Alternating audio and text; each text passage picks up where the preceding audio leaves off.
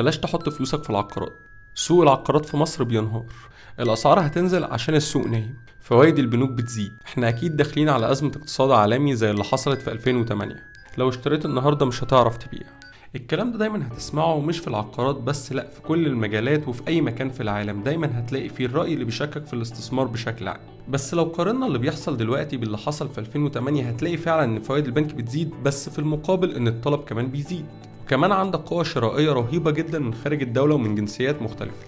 الدولة كل يوم بتقدم تسهيلات حكومية عشان تشجع الاستثمار، مش في العقارات بس، لا، ده في كل المجالات المختلفة. ولو بصينا على أي أزمة عالمية حصلت من أول 2019 لحد دلوقتي هتلاقي دايما إن أول حاجة الناس بتجري عليها تحط فيها فلوس عشان تحافظ على قيمتهم هي العقارات بشكل عام، وفي مصر بشكل خاص، وبالتحديد في العاصمة الإدارية الجديدة. مثال على كده سنة 2020 و2021 في عز أزمة الكورونا العالمية تم ضخ تحويلات كبيرة جدا من مختلف الدول العالم وكمان من مختلف الجنسيات بمشاريع العاصمة الإدارية، واللي وصلت وقتها لأكثر من 63 مليار دولار. وده يدل على شيء يدل على حقيقة ثابتة واحدة لا تتغير أبدا، وهي إن العقار هو الابن الآمن والبار للاستثمار.